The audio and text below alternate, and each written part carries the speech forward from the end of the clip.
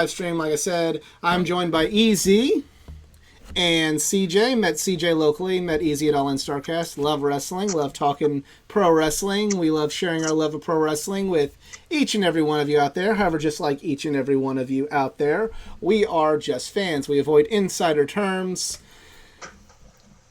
because at the end of the day, we're not wrestlers or insiders. We are just a bunch of fucking marks, as MJF would say. I low-key just miss him. Like, I know of the whole work shoot, or maybe it's a shoot work, or double shot barrel. I don't know. Or an Arn Anderson double shotgun. I don't know. I don't know either. But at some point, he is going to return. The video is sideways on just Facebook. Don't know when. Well, poop doop.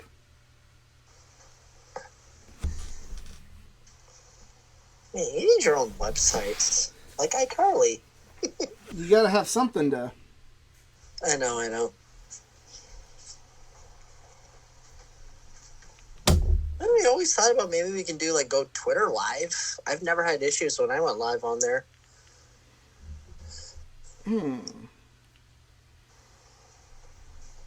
I wish you could... Here, we'll try this. We will try this for Facebook Live. How's this look now? I don't know. I can't tell. I'm not in my room. Alright, hopefully that looks better. But, yeah. So, quite the week in pro wrestling. It's time to discuss all of this. Starting with ROH, Death Before Dishonor. What did everybody think of the pay-per-view as a whole? Well, I didn't watch it, but I saw the highlights. But I almost wanted to bring it up on the Vince McMahon discussion, but I was told I was saving it for today. And what the hell what's Tony's deal with some of the Ring of Honor talents that are very loyal? Like, my literal reaction, like, the day after Ring of Honor or day after Death Before Dishonor is, what the fuck did you do to fuck up a relationship with Jonathan Gresham? Are you serious? Like, he literally wanted out the moment he lost to Claudio. And I still can't pronounce the last name correctly, so I'm just going to say Claudio. Okay. But, oh my god. Like, I mean, the highlights, it looked fun, and especially, this was Ring of Honor's literal largest attended show since ever. So since the G1 Supercard, which people bought tickets for under false pretenses. A non-crossover Ring of Honor attended show. But I'm glad, Claudio was champ. That's pretty awesome. But, man, does Tony need to fix some relations with some of the really loyal Ring of Honor talent. Because that wasn't good. That was just my personal opinion. But either way, FTR are still champs. I just think it's a little too soon to put the title on Claudio, but we'll see in the long run about... Well, but here's the other thing. He's also got more exposure. To put the title on Claudio, that's true. We'll see in the long run about... Well, but we shall see. Oh, hang on. He's also got more exposure. It is hard to share this to I want to send a link, but it's just being silly. But I can mark this as a COVID-19 update. Isn't that nice?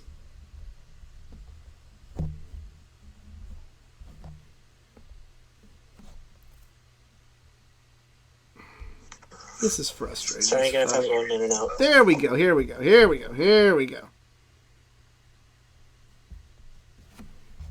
go. Now we're cooking with propane and propane accessories.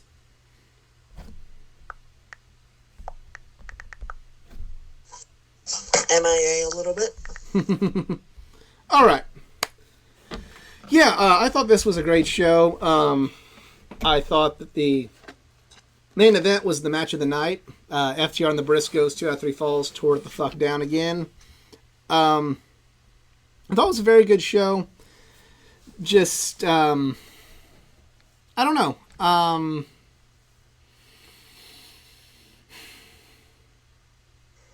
I maybe liked it a little less than Supercard, but I kind of understand that, not everything's going to be a home run, but I thought it was a very good show. The only real dud of a match to me was the 6-man tag team titles, but that was it. CJ, what'd you think of the Death Before Dishonor pay-per-view?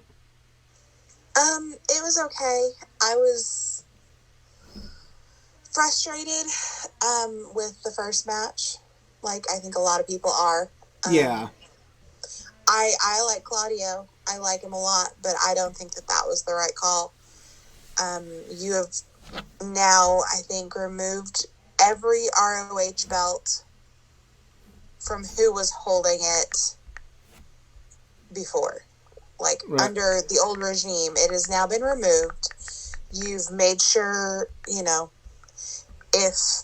they were already released, you picked them up, unless you didn't give a shit, clearly, because he scoops up everybody. And then you just yank the belt off of them and like, okay, bye now. Right. Bye now. Bye. And that seems to be coming through pretty loud and clear now on these shows, where it's just kind of AEW light, and it's a good. They're having good matches, but it's very hard to get a story into it because you don't have TV time to tell your stories before the match goes, and then you don't.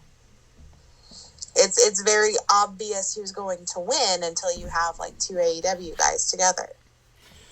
So yeah, I don't know that it was worth the $40 that we paid for it, but yeah, I do. Like, I'm okay with Claudio winning. I'm okay with him having the belts. All these different things. That part's fine. I mean, I guess it was short knowing what we know now about the whole situation with Gresham, but also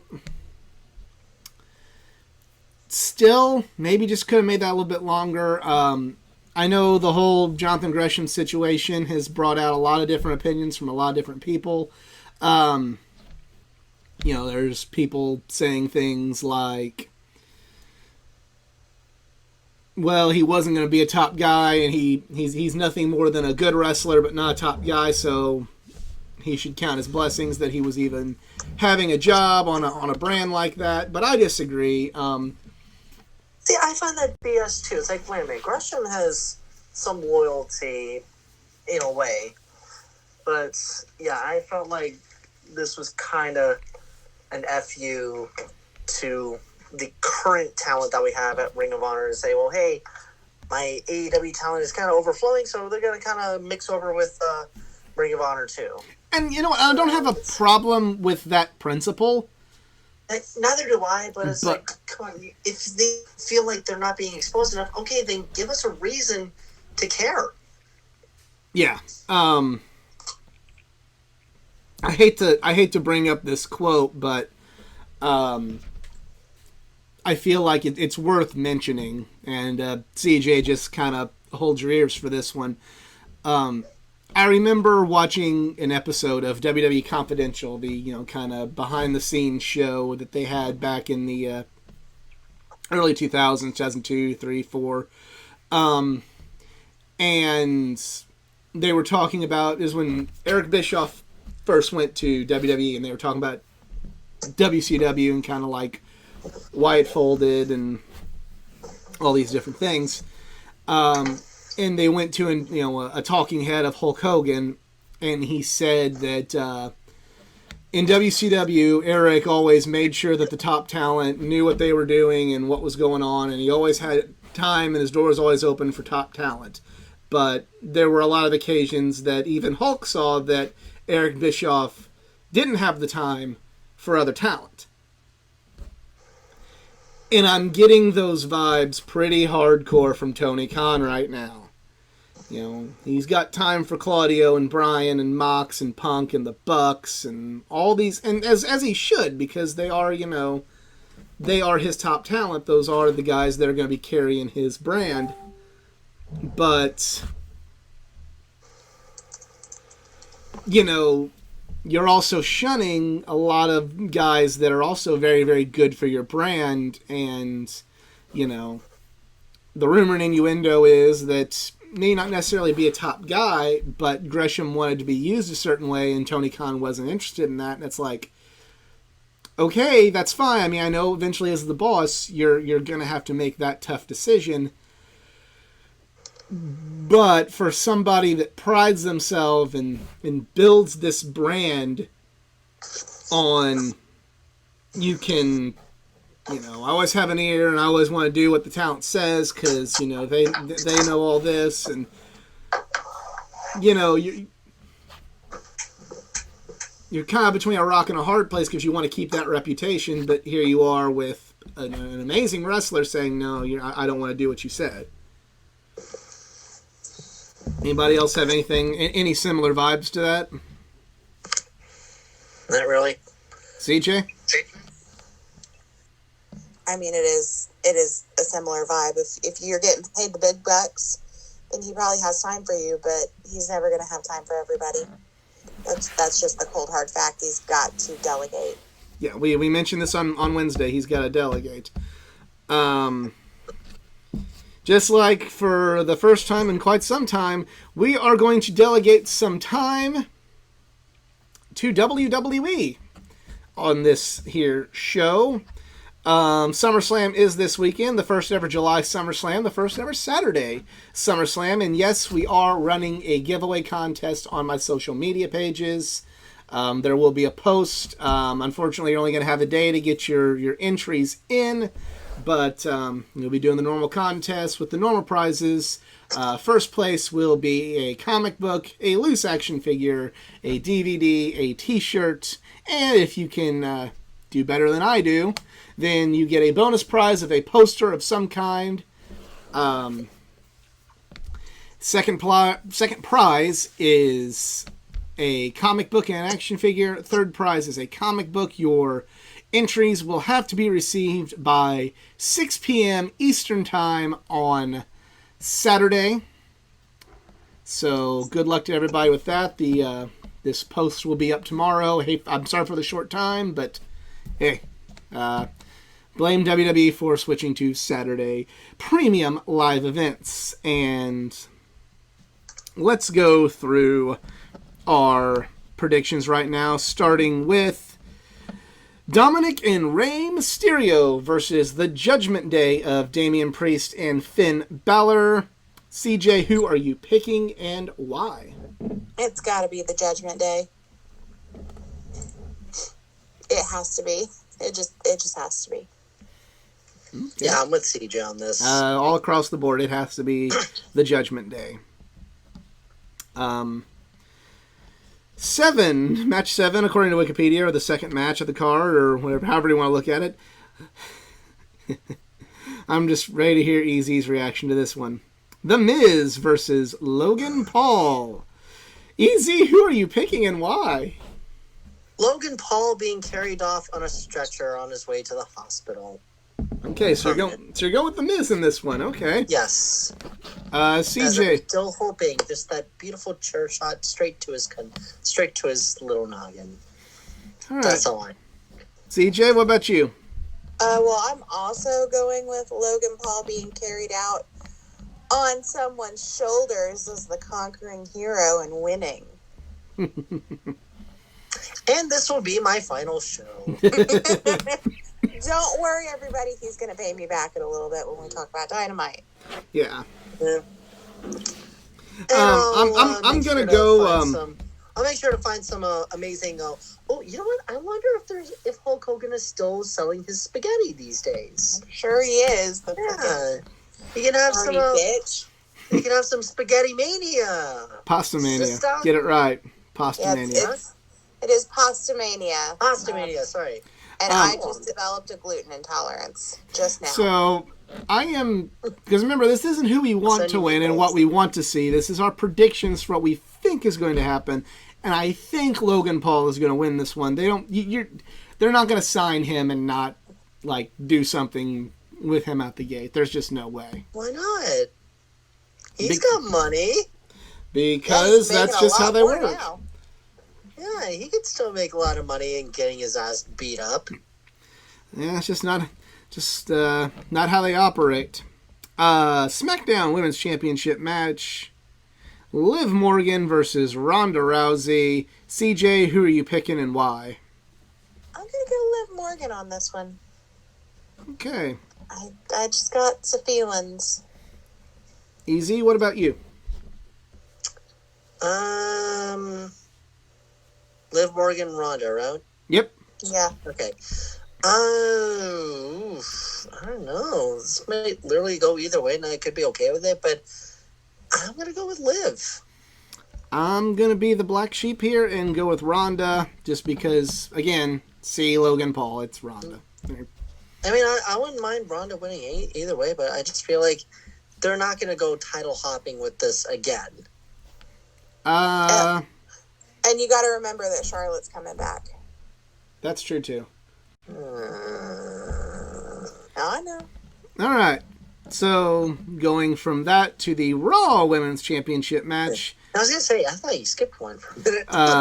Bianca Belair versus Becky Lynch. Easy, who you picking and why? Okay, before I make my prediction, what the hell has Becky been doing with her hair? She literally looks as stupid as Sheamus. Well, she got it cut off before WrestleMania. Okay, then, anyways.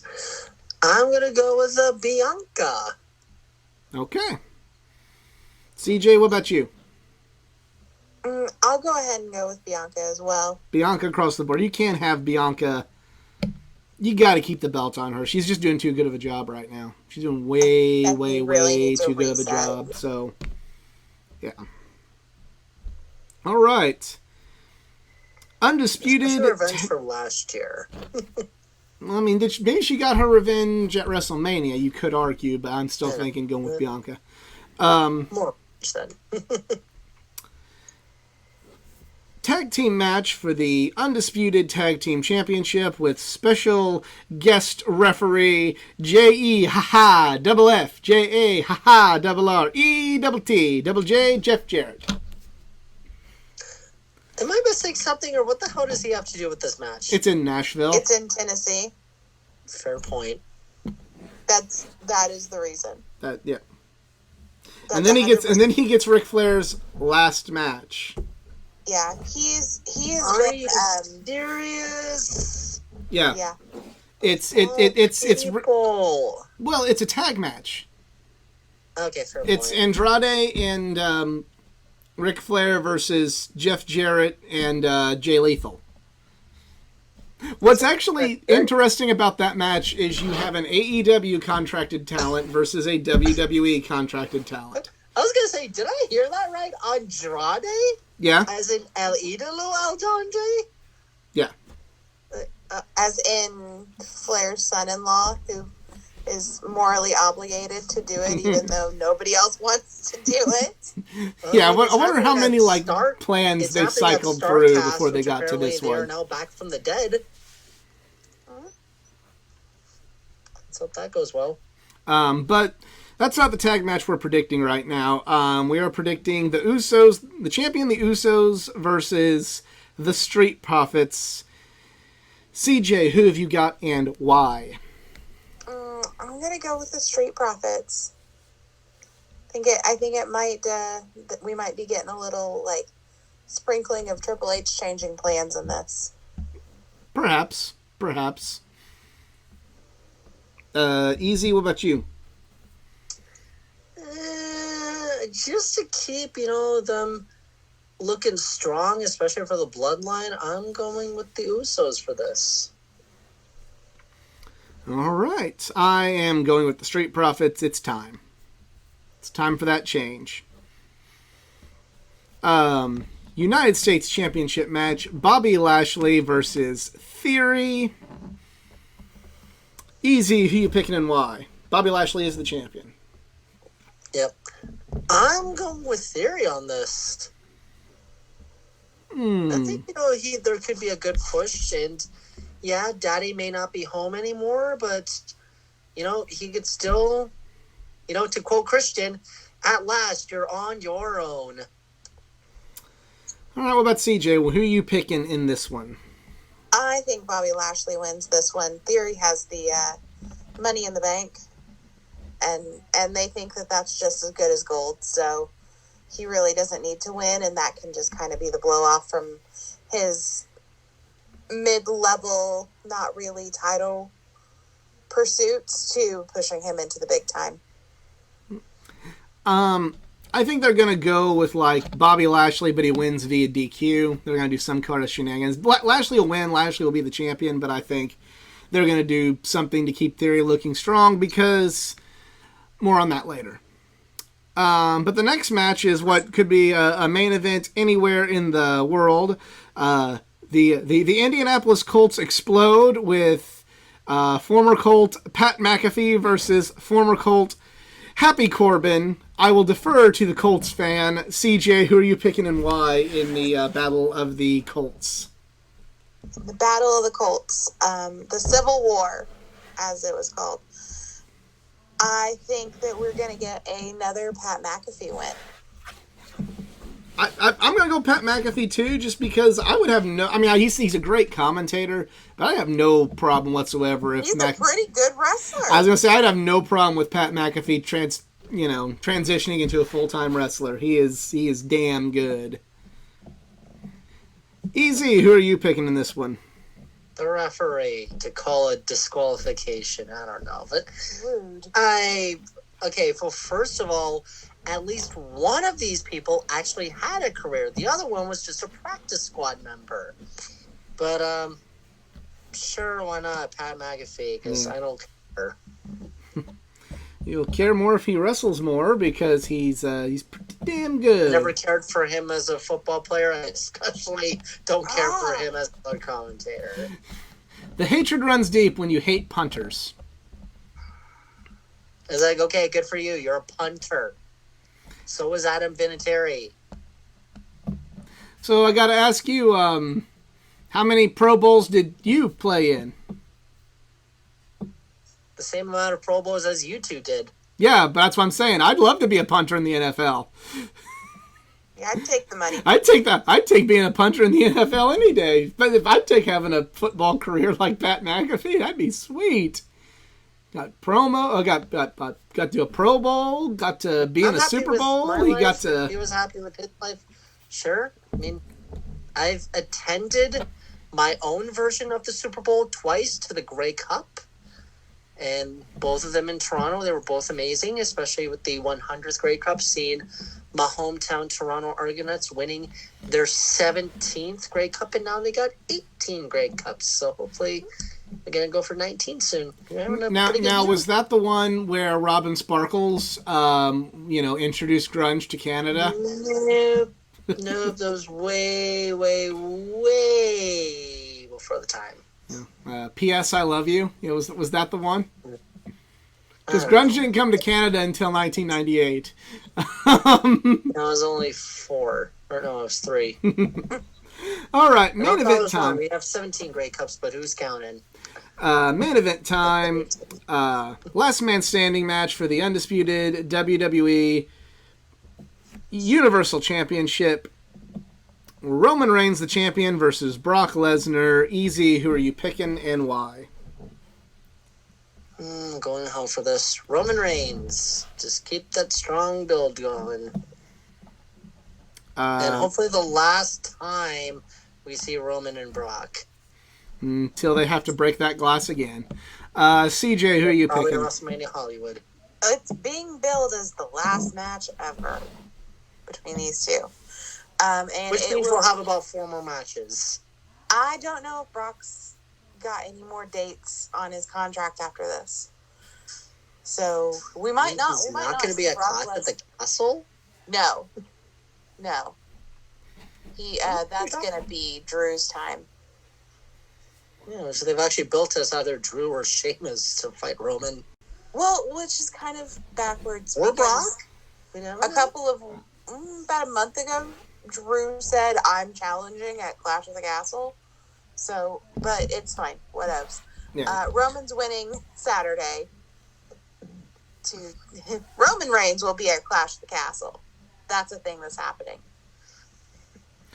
Okay, I'm going to go in a completely different direction. I am going with Theory cashing in.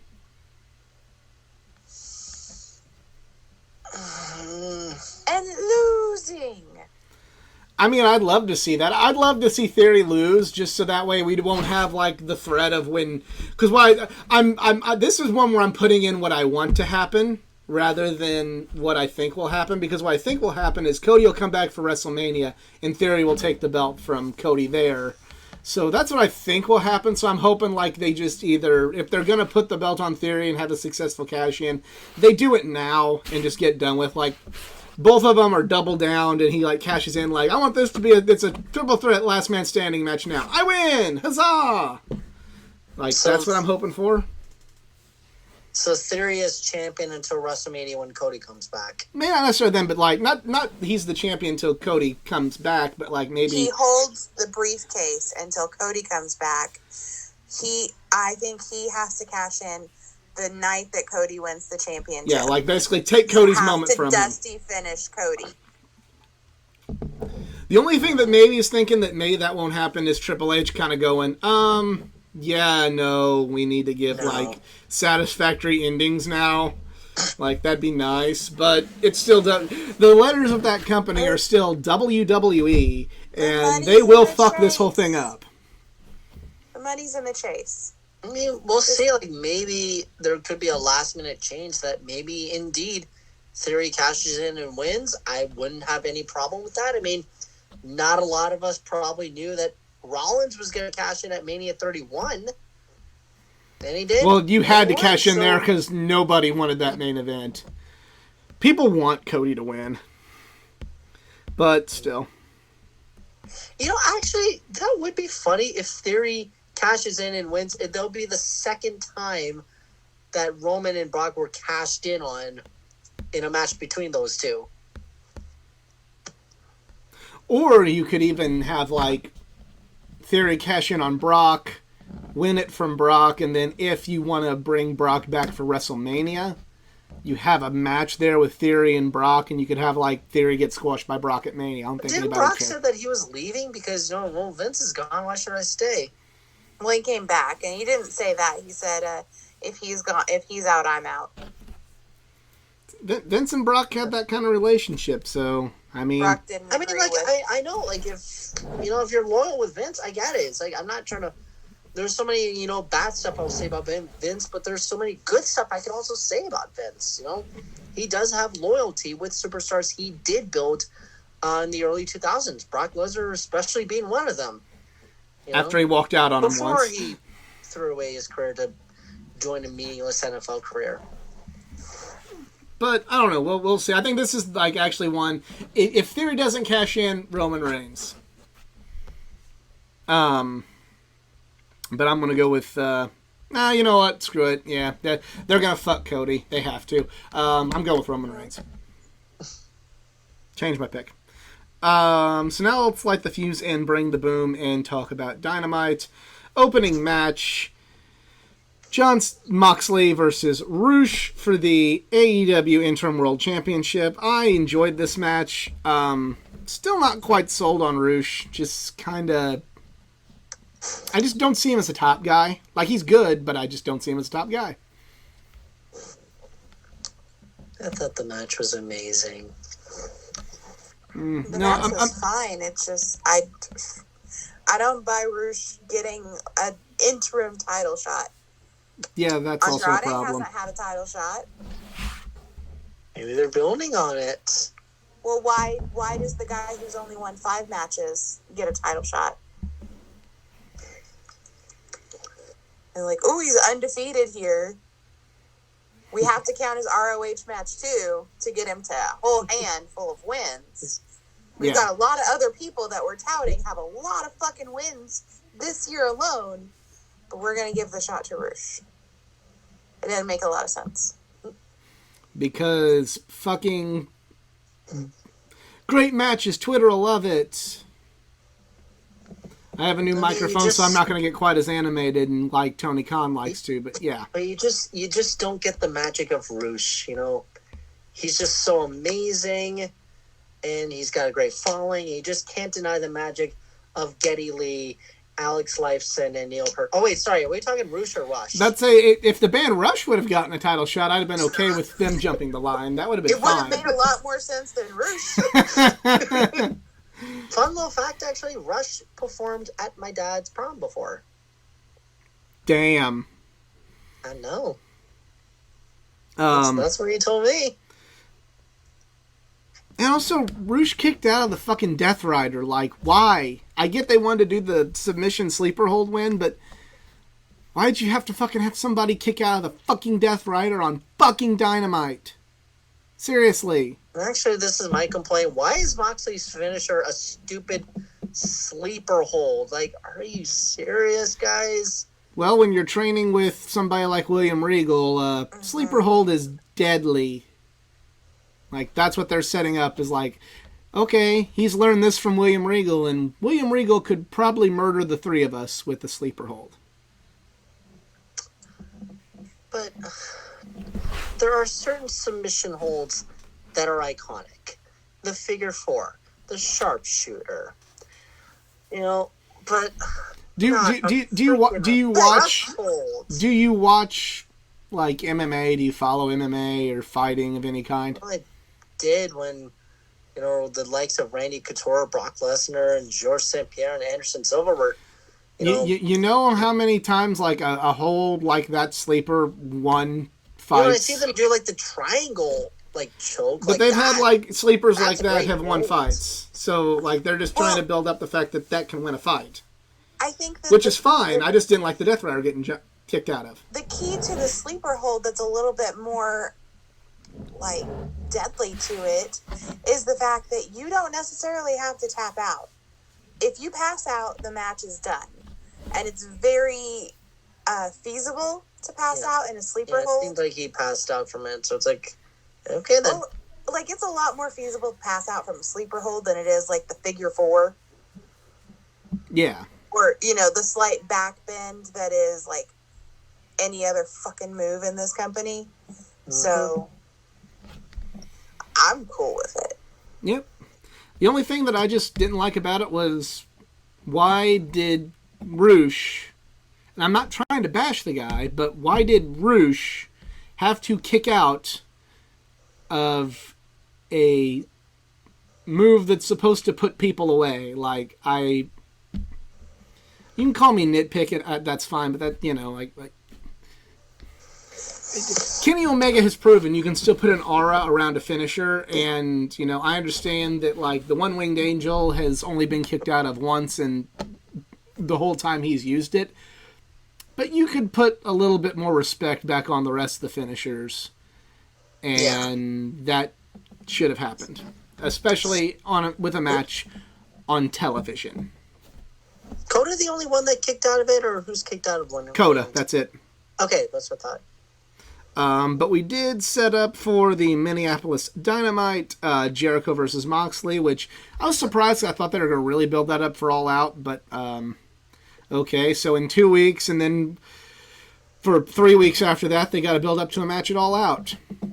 They really don't like to start planting seeds for All Out very early. They like to really have to put it all in the crunch time basket for All Out, don't they? I mean, we're literally a month away from All Out. Why don't you want to build this match? Like, unless CM Punk is miraculously, he is coming back to All Out. And if the reports of him limping around at San Diego Comic-Con are to be believed, that's not the case. But Also, next up, what do they call it? Like, Quake on the Lake? I don't know. Yeah, it's like, So now we come to the part that we might have to have someone leave the room during this part. First match, Danhausen versus Absolute Ricky Starks for the FTW Championship. Ricky wins. You know, throws out another challenger, and Hook comes out, accepts, and wins to win the belt that his dad created. Some dirty rat bastard had to take advantage of a beaten man. I'm sorry, but wasn't it that Mr. Richard Starks said that he wants to fight one more? Like, I'm being serious. And Objection, hearsay. Out comes one of probably the loudest reactions, and even I was jumping on my mic. I was like, "Yes, inject that Action Bronson into my veins." Which, please, for All Out, can they please bring Action Bronson to perform the Chairman's Intact at All Out? Please and thank you. We'll see. That may be a little out of budget right now. I don't have a problem with Hook winning the FTW title. To me, the real story was after the match because Ricky Starks was cutting a promo, and that man just turned himself to the good side. Was the night even before the attack from Powerhouse Hobbs, effectively ending Team Taz, but he was just cutting a good promo where he was turning to the good side of things for the first time in his AEW run, and he even gave a fist bump to Hook for a good match, which I'm like, okay. I'm definitely. My initial thought was I thought that Powerhouse Hobbs and Starks, they were going to beat down on Hook. Which, honestly, I would have been okay with that. There's probably more money in good guy Ricky right now. He's having a hard time not getting cheered. Yeah, as is, so... Yeah, and instead he cuts a very weird video that looks like a Gucci commercial. He is Gucci. He's no Gucci. He is Gucci. No. He's Tommy Hilfiger. There, I said it. All right. Oh, you're right. No. He belongs in a Tiffany catalog. Okay, that was low. He does look excellent in blue. Just saying. So we have... If my girlfriend was here, I would not understand any fashion right now. So, next match, we have Dante Martin and Sammy Guevara. That happens. I don't really know what more to say. It wasn't a bad match. I was also probably just way too shocked with what happened. Yeah, it wasn't a bad match. Not my favorite type of match, but I'm not gonna hate on it and say it was terrible. Just it was good. People that like that style of wrestling might call it great. I don't like that style of wrestling, so I'm gonna call it good.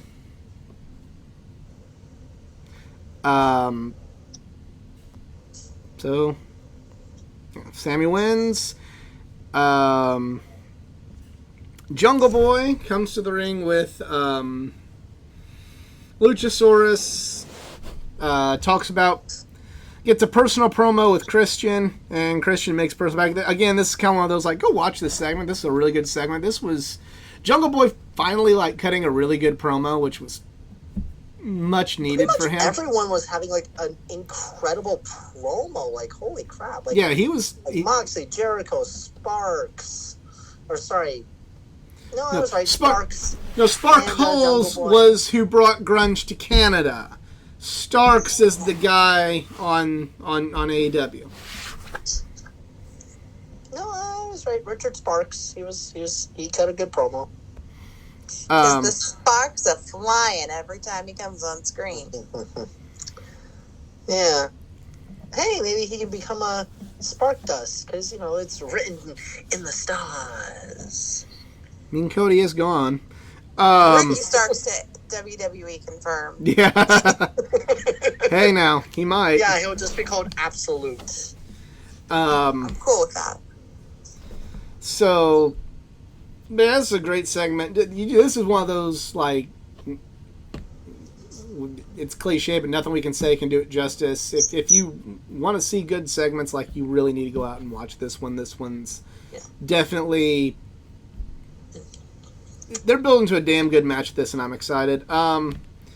Young Bucks segment. Would it just be a regular match between Christian or Jungle Boy, or would you add in some stipulations, make an extreme match, or? I don't know yet. I don't know. We'll have to see how the rest of the storyline plays out and what they do in the next couple weeks. Go with the body bag match.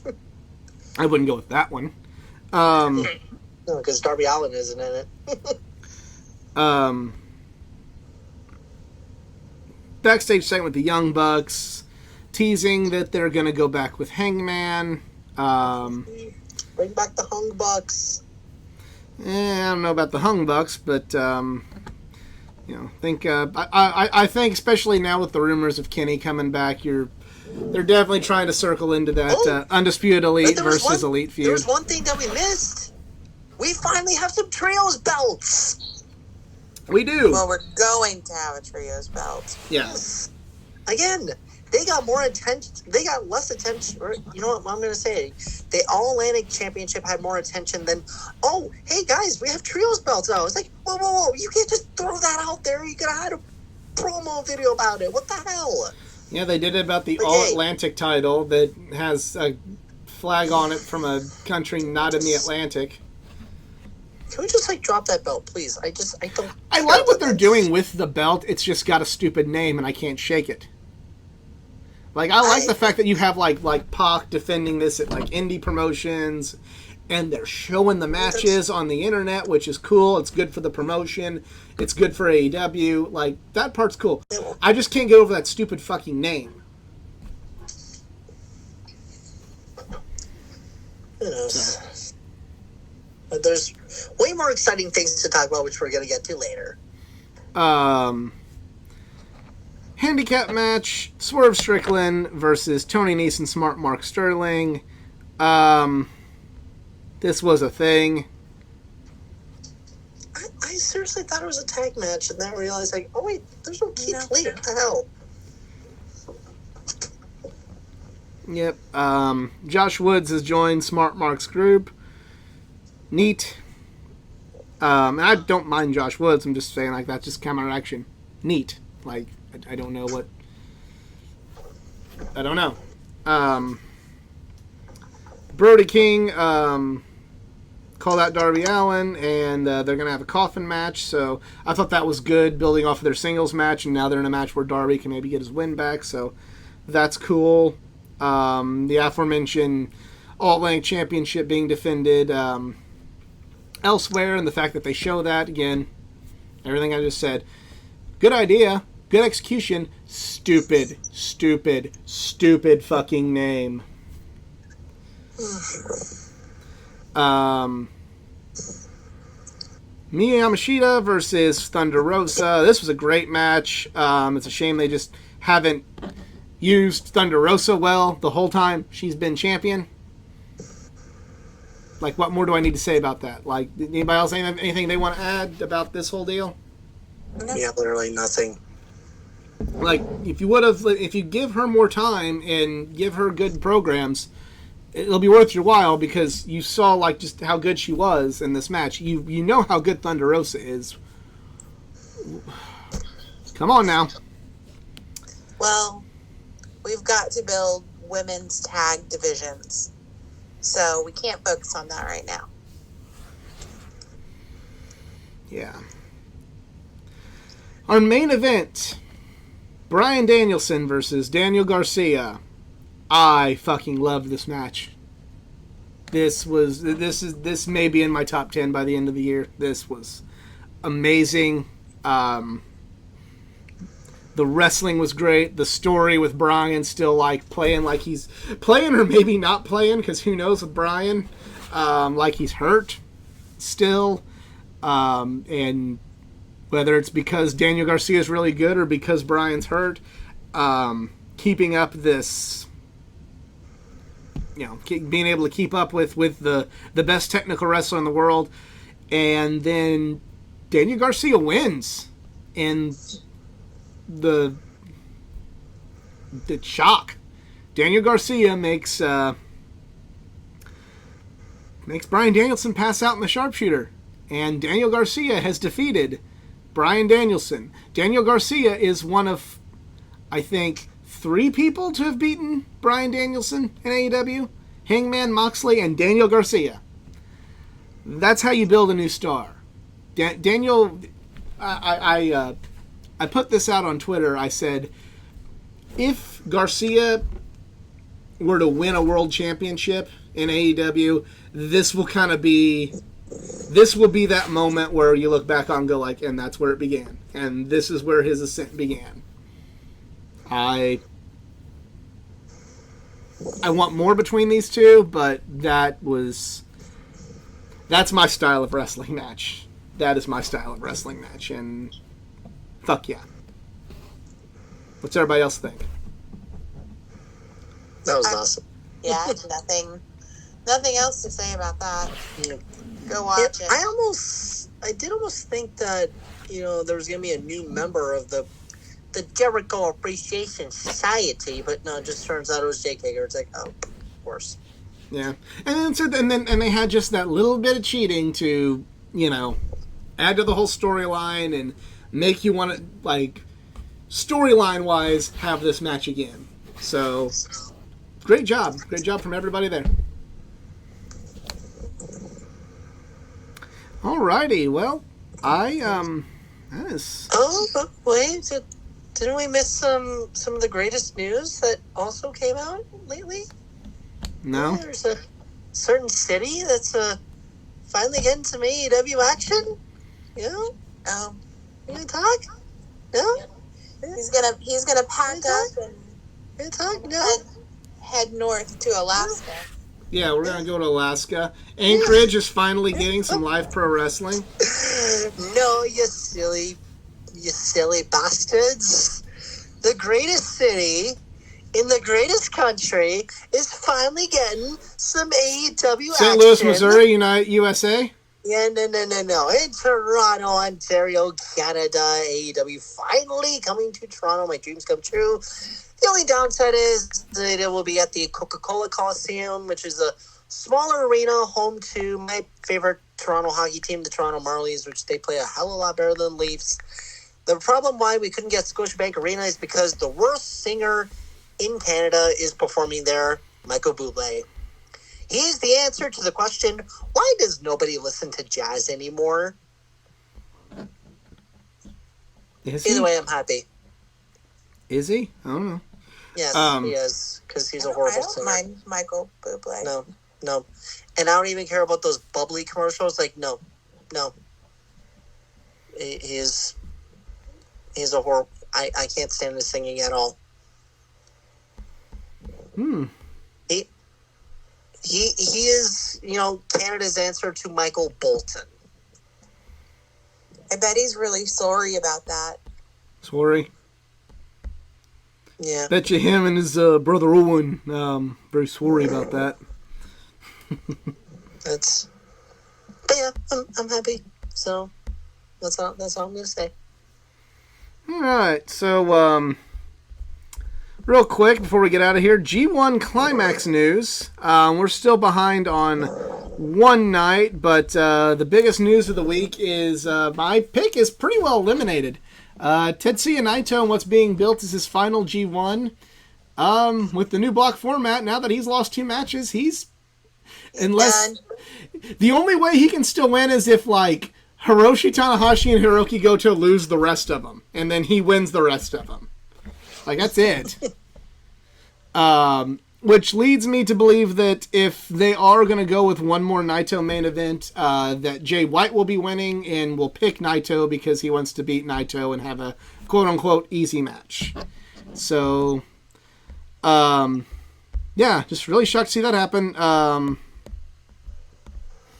Like I said, we're behind on one night of it, but it from the match listing, it doesn't look like we're really missing anything from that night. No real shocking turn of events or anything, but yeah, that's a lot of people's picks in what might be his final G1. It's been blown the fuck up. Biggest surprise, in my opinion, has been just I've really enjoyed Juice Robinson's 2 matches he's had. Really digging that. He just had before we went live, saw a great match with him and David Finlay. That was really good. David Finlay's getting so much better. And also there was a match between El Phantasmo and Yujiro Takahashi where Kevin Kelly quoted King of the Hill, and Kevin Kelly has won wrestling commentary forever with that. That's just all I'm going to say. He tried to record it to make it like a ringtone on his phone. I wasn't trying to make a ringtone. I just wanted to record it, so I'd always have it. Just wanted to. I just always want to have it because New Japan World is one of the worst streaming services ever. But I digress. We talking. Like when you fast forward through the whole like thing, it like doesn't give you the correct timestamp and it says you're further along than what you are. And then if you just pause it for a mere like 2 minutes, you can't just pick up right where you left off. You gotta go and find the event again, and then hit play, and then try and fast forward to that part again. Yeah. And if you fast forward and or pause or rewind, the sound doesn't sync up correctly. Yeah.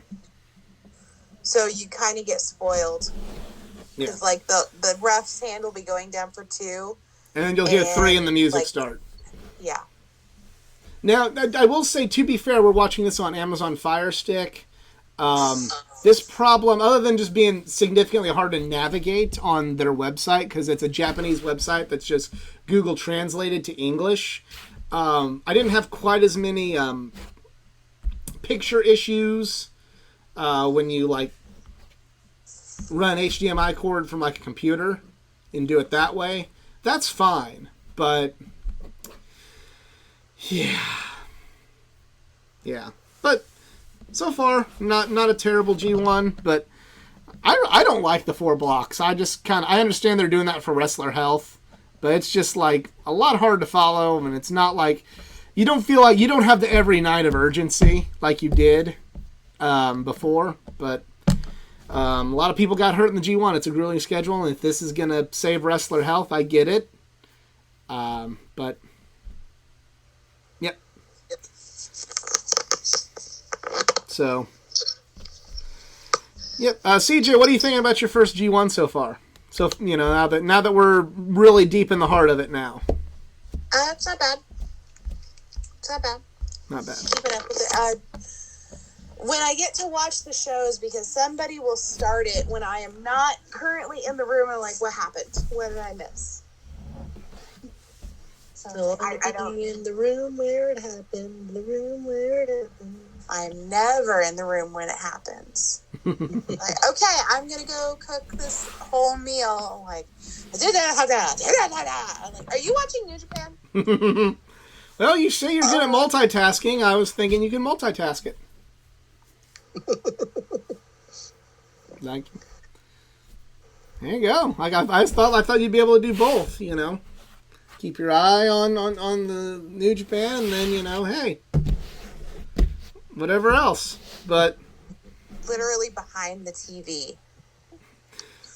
We'll have to get 2 Fire Sticks now and put one in the kitchen TV. That's what we're gonna have to do. That's just what we're gonna have to do. But thank you all for tuning in. Hopefully this turned out well. If you enjoyed, please like, share, subscribe for more content, not just from the world of pro wrestling, but from the world of comic books, gaming, anime, and all things geek culture. Follow me on my social media pages like facebook.com/athleticgeek89. Follow me on Twitter at athletic_geek89, and I'm also on Instagram at athleticgeek89. CJ, do you have social media? I do, on Twitter at CJTMall0. All right. And EZ, are you on social media of any kind? Yeah, follow me at the Twitter at ERIKZERINS, so Eric Zerins. Follow me. I talk pretty much everything from wrestling to racing to sports and just random shit. All right. It's good shit. Well, for EZ and CJ, I am the Athletic Geek. We are just Marks, and we are out. Have a good one.